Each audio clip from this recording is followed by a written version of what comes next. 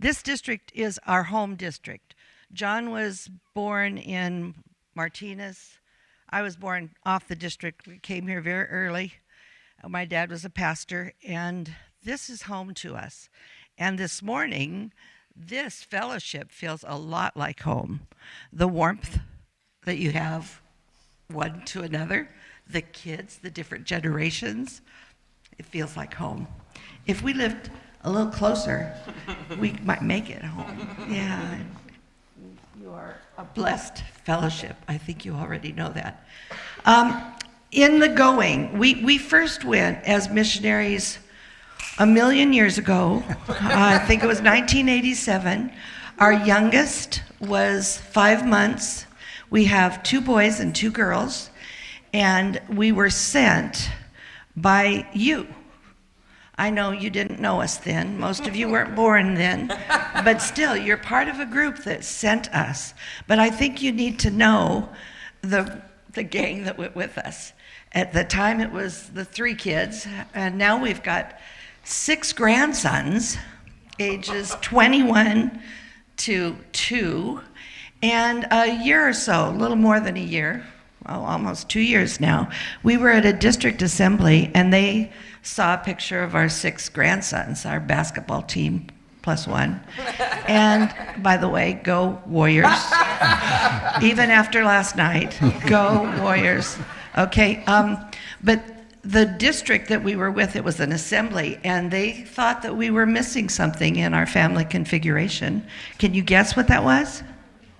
Another boy. No, a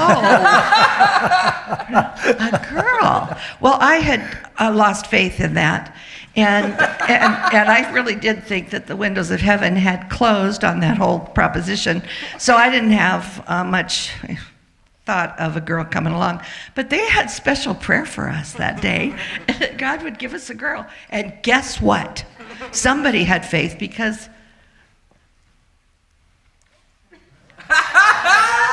John, there she is. Isn't she precious? And she just had her first birthday a week ago Saturday, and we got to be there instead of someplace else in the world. We got to be there and watch her consume that cake, her birthday cake. But these are the people that you send. You send the whole family. Even when the kids come back to the States to go to school, they're the sent people that you have sent. And thank you. But there's also the senders. And my mom and dad lived right next door to us when we left the first time. And I didn't realize what I was asking of them, to send their kids and their babies a million miles away. But they opened their arms, they opened their hands, and they sent us. And I just think it's important that as a sending church, which the Church of the Nazarene really is, it's a big sending church, that we recognize the sacrifice, not of the going. The going has so many benefits that it's hard to think of it as a sacrifice, but of those who support, that's you. Those who give their family, that's the parents and grandparents, and the kids that go along. And our kids, when they came back, they felt like they were not really of this country. It took a while to reestablish, but what a wonderful experience that it was for them and for us. Anyway, I wanted you to know those guys because they're kind of special to us, and I think they're part of your family too. Thank you for having us today. Thank you, Curtis, for extending a warm invitation, and all of you for being so welcoming.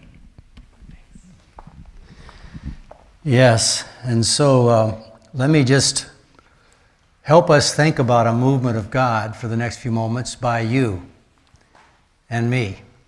What is God doing? If you were to suspend yourself with me above this little blue marble we live on and look back and ask yourself, what would you see if you could see the Church of the Nazarene around the world? What would you see?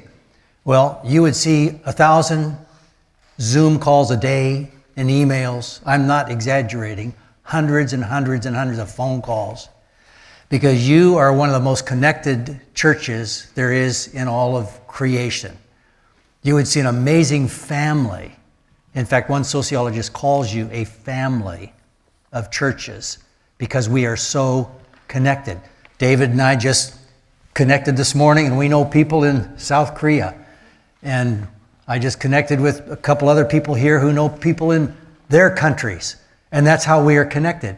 You are a part of a lot of different members speaking a lot of different languages in a whole lot of different countries. Some we can't even talk about this morning because of the danger and our lack of recognition in those countries. And a church that's growing quickly. You are connected as this local church with 31,000 other churches to about 500 districts. And in world mission areas outside the USA and Canada, there are about 34 fields that are organized and connected to regions. You're on the USA-Canada regions. There are 6 of those regions. And those regions are all connected to one General Assembly. And by the way, we meet in just a week or two in Indiana. And you elect a general board that's made up of people from all over the world. My wife, by the way, was nominated to that general board this year, which she kind of laughed about. I thought it was great. I didn't think it was funny at all. Now I finally have a voice on the general board if you get elected. And we're just this amazing mosaic of God's handiwork, His workmanship, His creation. People from every tribe and language. We're kind of a pre-picture of that first worship service in heaven, where we all celebrate Him.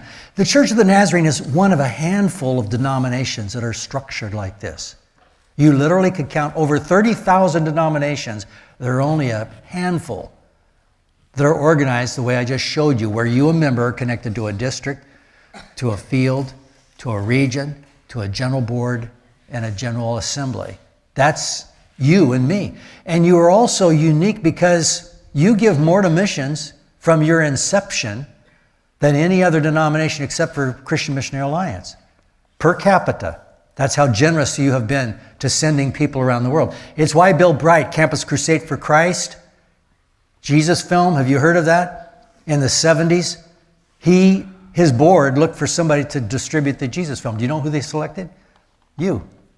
You're the number one distributor of the Jesus film. So you now have 920 of these teams right now that are going out several times a week showing the Jesus film to tribes and people groups that have never heard the name Jesus. Never heard the story. And they're watching the gospel on film. You bought these motorbikes and helmets. Vicki and I have seen these already, seen them in countries waiting to be distributed in the crates that you sent. And so you bought those helmets and the backpacks and the Jesus films. And you go into tribal groups like this. This one here I was in, they hadn't heard the name of Jesus. You showed the film to them, 300 of them became followers of Christ. Now you've got a problem. How do you disciple people who have never heard about Jesus to understand what it means to follow Him? Well, that's a big job. So you send men like this and women back into those tribal groups to teach discipleship and to raise up and identify leaders who can then pastor those people and be connected to you as a family through that structure I just mentioned. That's what we do. It's why you're connected to Syria and Turkey today. Your pastors in these churches are reaching out. They've turned their churches like this room here into bedrooms for refugees, or not refugees, but people who have, over 60,000 people died from that earthquake. You're connected to Ukraine today uniquely as a denomination, as a local church. You are this day there are over 13 million refugees, people who don't have a home now. There are 39 million people in California, right? Just a little short of 39 million, according to the newspaper this past week. Well, think of 13 million Californians not having a home. What would you do? Well, you do something about them through your structure. In Ukraine, these are 2 of those 34 field directors I mentioned who oversee the work of the Church of the Nazarene in dozens and dozens of countries. Trino in the top there is over the former Soviet countries for the most part. In the lower picture, Jay is in charge of a lot of Central Europe, Eastern Europe. And the 2 of them together with the district superintendent in Ukraine and with the pastors around in Ukraine and around the country of Ukraine, This is a pastor from Moldova, by the way, with his people going to the border, receiving refugees, turning their churches into bedrooms. Every church of the Nazarene around Ukraine has been turned into a refugee center in the last year. And you are serving them. And that's what you ship. In that container, you ship that. Every time you give to missions, you buy a can of food or something, and you care for somebody. It's the part of the going. And here's some moms and children who have been met at the border by your Nazarene missionaries and lay people. This one's from Poland. And you give them a place to sleep and to stay, and then you get them a ticket to go on to a family or someplace. Some of them even come to the United States from this center. And you made it happen through your connection to the mission of the Church of the Nazarene. And then you don't just leave them, you don't just try and do, you actually equip. You know, the scripture says a lot about equipping, getting equipped.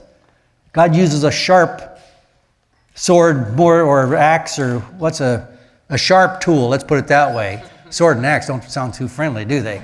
So he uses people who are equipped more effectively than people who just say, I love, and go out there without any equipping. It's a great thing to love. We all want to love. But it's another thing to be equipped to know how to love. So you develop, how do you meet a person and help a person who's been traumatized by the loss of their family and their friends and their home? How do you actually speak to them? How do you actually touch and feel them and look at them? And what do you say? What do you do? Well, you're changing that, because these are Nazarene brothers and sisters who are being trained to love the best way they know how in Christ. And you operate in the Ukraine centers for people who are addicted, for men and women. Vicki and I have been there. We've met the people. We know some of the pastors by name. They've been our students. And then you set up micro businesses like that cabinet shop. Or did you know you own this pond in Ukraine? This Livermore church owns a pond in Ukraine. And I love the way they fish. Anybody a fisher person in here? I love to fish. I use a hook, line, and sinker, right? They don't. They pull the plug on the lake, the water all drains out, and all these fish are flopping on the ground. They scoop them up, take them to market, and sell them, and then they have the money to operate one of those rehabilitation centers for months. That's a sustainable plan. So you don't just create people who are addicted to your offerings. You have given them a way to catch fish and support themselves instead of just giving them a fish. And so that's what we do. You've been doing that over 120 years.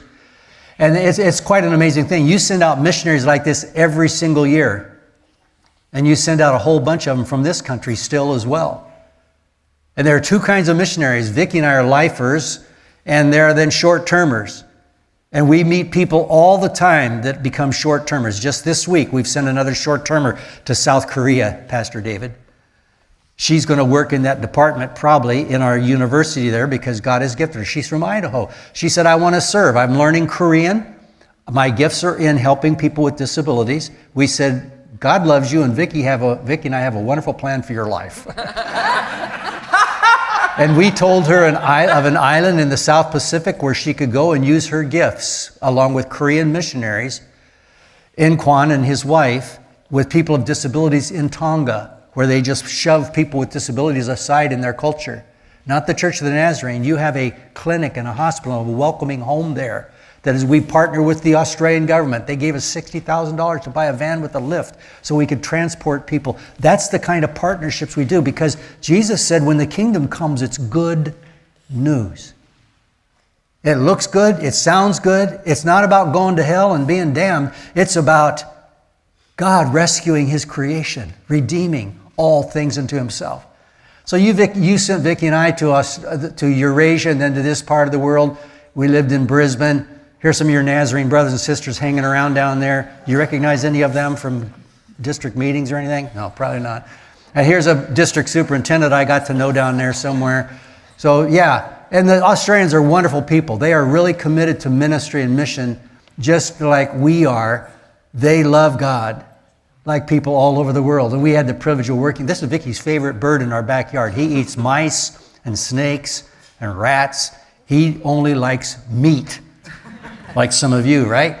Yeah. And by the way, you've paid for every home that Vicki and I have lived in as missionaries. This is not one of them, by the way. This is an example of an Australian Queenslander. It's a beautiful home. You put us in homes more like this. No, I'm just kidding. I'm just kidding. You've actually taken, I don't know if you take alabaster offerings, but I didn't when I was a pastor in Concord. I think we might have taken a few alabaster offerings. But, you know, one church, when they send in an alabaster offering, it's not that much. It's a few $100s. And you think, what am I going to do with a few $100s? Well, the fact is your church won't build a house for a missionary, but with 31,000 other churches, twice a year when we send that in, you're building hospitals and schools and clinics. There are 82 high schools in Papua New Guinea, partially seed money through your alabaster funds. And that's the way we function. I'm going to skip through this. Vicki and I now teach and work with these 34 field directors. Our job, since we've come back, our center is in Lenexa, Kansas, and we train and equip the field directors that oversee those 34 fields now. So that's what we've been doing, but I'll move along with that. COVID really turned us upside down, but God gave us Zoom. Let's go to Cambodia real quick. Cambodia, this is what you've done in Cambodia in a 12-month period during COVID. Now, countries, not just churches, countries shut down with COVID around the world. Thousands of people died. One district of the Church of Nazarene, the superintendent of a 12-month report, he said 7 of my pastors died of COVID this year. Imagine that, Curtis, on our district if 7 pastors died of COVID. And then he lost 126 lay people from his district in that 12-month period.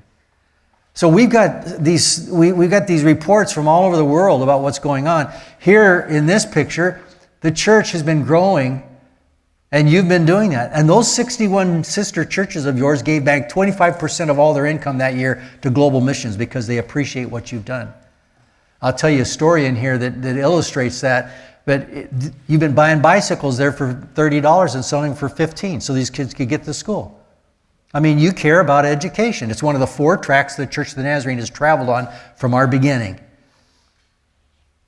Education, compassion, church planting, evangelism. That is loving people into the kingdom, gathering them into communities like this. We've been doing it all over the world. Last time I was there, we met with pastors in this room. This woman stood up and she said, when I was a little girl, the Khmer Rouge came into my village in Cambodia. And I dove into the bushes. And she was about the size of your son here, David. And she watched her family disappear. I won't go into details because of children here. But she was the surviving member. Now you fast forward to this meeting just a few years ago. She's standing up, as all the pastors did, talking about how she came to Christ, happened to be through the Church of Nazarene, and she was completing her 24 courses of study that you and I took to become Nazarene elders through our universities and schools. She's completing her course. She's already a Nazarene pastor in Cambodia. That's what we do. And we've been doing this kind of stuff for 120 years. You've been creating clean water resources around the world. I'm a missionary, and I come to your village and I say, I got great news for you. The kingdom of God is here. God loves you. And the kingdom's a beautiful place. But half your children are dying before they get to 5 years of age. I mean, what would good news and a good kingdom actually look like? Well, you're looking at a well that you put outside your church in Washim, India. And because of that, those kids and tens of thousands and probably hundreds of thousands of children will be alive because you cared enough to dig a well in the name of Jesus. Jesus said, just give a cup and watch what I do. And that's what we do. You do this all over the world, clean water sources. I snapped this little girl's picture.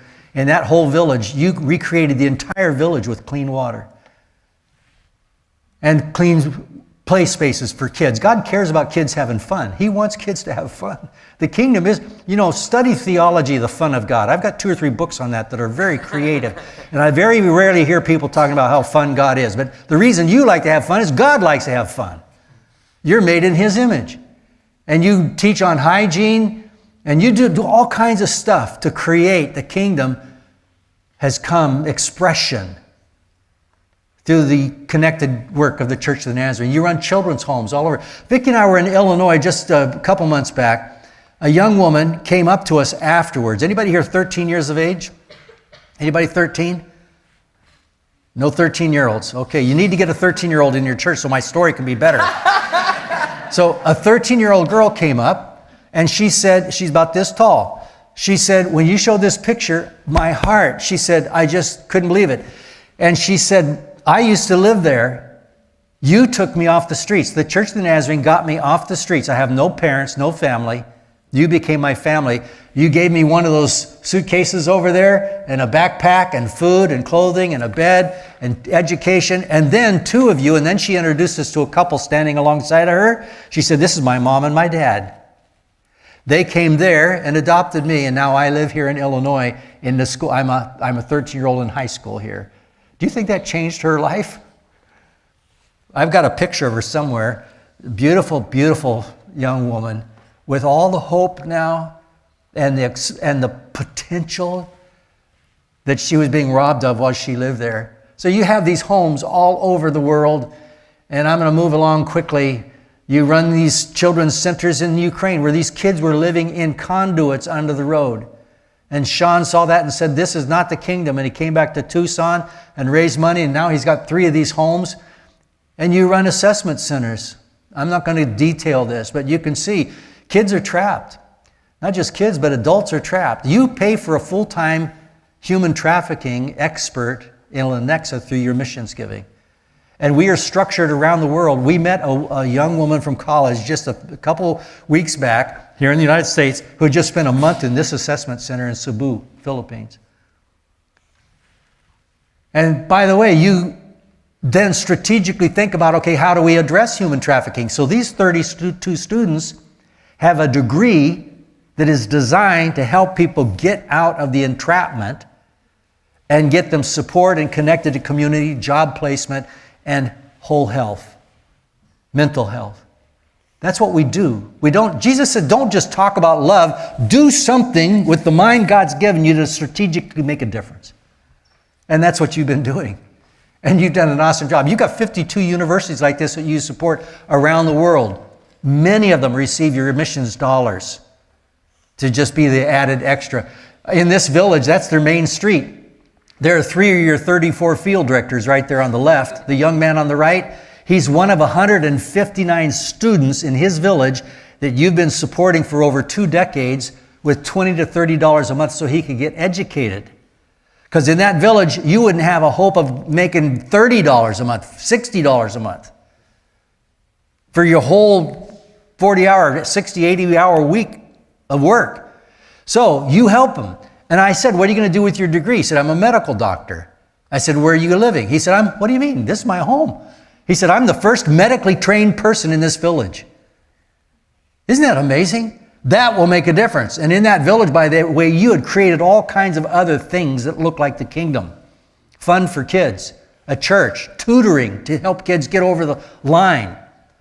You're looking at a kid who needed tutoring. Mark knows this because I was flunking out of college. He and I were buddies in Concord, California. And I had F's and D's on my report card. I think I had a C. And I came into the kingdom. And I was feeling this kind of a call. I couldn't really define it, to cross-culturally love and ministry. And the people who prayed with me said, well, you got to go to Point Loma, or to back then, Pasadena Nazarene College. And you got to take the course of study to become a Nazarene minister. And everybody kind of chuckled, you know. So the next morning, I go to my counselor at Concord High School, just down the road from you guys here. And I said to him, Mr. Bueller, I need help. I'm come into the kingdom of God, and I'm going to be helping people the rest of my life do something, I don't know what, but they tell me I got to go to college. And he leaned back in his seat and his desk. He slapped on his desk, and I can see it like it was this morning. He said, John, you are not college material. I got 5 minutes. That's what that's telling me. Okay, I'm going to hurry up. And so they put me in, you wouldn't call it here in Livermore a bonehead class, but that's what they put me in, bonehead class. And Red coached me up. And then 6 months later, I met this beautiful woman at Beulah Park Nazarene Campground just down the road here. And, you know, this last week we just celebrated 52 years of marriage. Now, if that isn't a funny story, God's got a sense of humor. He takes a bonehead, marries him to the most intelligent person in the classroom. She doesn't like me to talk about that. And that's what he does with lives. Don't ever look at a kid and say, you're never going to be anything for God or anything for anybody. Don't ever look at a human being and look down. Always look up. Well, I'm going to move ahead real fast, and I'm going to have to speed through here to a whole bunch of other stuff because I want to honor the time. Oh, I got to tell you this one, okay? This is on the border of Nepal. This is going to take a few extra minutes, okay? But there's just a couple, The guy on the far left there, see over there in the front, there's 60 pastors in this room. This is the first theology class they have ever had in their lives. And God gave us this gift of being with them. And we were scared to death because we were afraid we would make a mistake in teaching them what Wesleyan theology was all about, even though I have a doctoral degree in that kind of stuff. And yet it was scary because when you do this cross-culturally, you're dealing with stuff you don't even see or know. You don't understand. And if the Spirit doesn't work, well, this man came up to us between the meetings, and he said, I've been a witch doctor all of my life. And my 14-year-old son, are there any 14-year-olds here? Hey, all right, we got a 14-year-old. And you like water, don't you? Yes, I do. Everything water. Yeah. Well, you would do a good job as a missionary because water is a big project for missionaries. This guy, he said, my 14-year-old son was dying. And for 2 years, I tried to heal him with my potions. And on his death rattle bed, when he was breathing this death rattle, I called Christians, which I had refused to do because I hate Christians. But I was so desperate. They came and they prayed for my son. And God healed my son. And he's in the course of study to become a Nazarene pastor. You're going to have a witch doctor pastor Nazarene down there in Nepal area pretty soon. My dad was a farmer. I know the story of this guy. I got to move ahead. I want one more story in here. And then I'm going to quit, okay? So let's get down here real quick here. That guy went to jail. We got Nazarene pastors in jail all over the world. We got a Nazarene pastor in jail. They arrest him every Monday morning. They let him go Friday because they don't have enough guards for the weekend. And one of our field directors said to him, how do you deal with the stress of this? He said, what do you mean? Well, you're arrested you're in jail always. Well, hey, man, I got the best life. I get to preach to the people in jail Monday through Friday, and I get to be with my family and my church Saturday and Sunday, and then I just go back to jail and do my ministry. Didn't Jesus say something about ministering in jail? Even if it's under coercion? Yeah, so one of the most beautiful things we've seen you do in the last 60, 70 years is this. The Nazarene Hospital in Papua New Guinea. 60 years ago, you put a single woman from Scotland on a boat, and 3 months later, she ends up over there on the other side of the planet. And you put a couple from this country, and then you put a couple from Australia. And they went for 7 years, there were no converts. And suddenly, a chief got converted. And in that culture, when the chief gets converted, everybody comes in. And so suddenly, go to today, you have tens of thousands of Nazarenes in Papua New Guinea from that beginning 60, 70 years ago. And you also have a hospital, and you have a school, a Bible college. I snapped this picture when I flew in one time, and you see that river? Then I have all the little white houses to the left. You own all that. And you created it in the last 60 years. And that big white building in the middle, you serve over 60,000 people every year with medical needs in that hospital. I've been there at 6 in the morning and seen 100, 200 people lined up to try and get in to be cared for on your dollar. They pay a little stipend, or they bring a pig or a chicken or something to try and express so we don't create dependencies. But we try and engage with kingdom vision that God has given us. And you do that with about 50 missionaries on that compound in that area. And as I mentioned, a Bible college, a teacher's training college. And I've met with them several times because here's another funny thing. I was flunking out of high school. I was the regional education director for Asia Pacific region the last time we lived over in Asia Pacific. And so I met with all of our 15 schools and universities all the time with their boards on the missional side. So they were wanting to develop the next Nazarene University. So you sent me there to meet them, and then I connected them with people from South Africa, our school in Johannesburg, or in Kenya, and other professionals who know how to develop universities, Nazarenes. And you flew them there on your dollar, got them there, and then they taught these brothers and sisters how to think about working with the government and so forth to develop a university. So your next Nazarene University will probably be from Papua New Guinea, designed with an English department, business department, law department. So I had the privilege of being there several times, and your nursing areas. Your surgeons are wonderful people.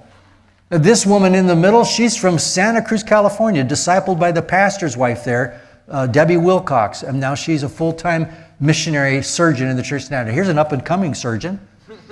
Don't you think he might be, she might be? Yeah, I think so. That's what God sees. Then you built this $3 million dam because they kept losing electricity. The kids think it's a swimming hole, but mom loves it. She doesn't have to do the laundry. You know, everybody jumps in. Even the missionary kids, everybody gets in there. I wouldn't get in there because that goes to a turbine, and you know what a turbine does?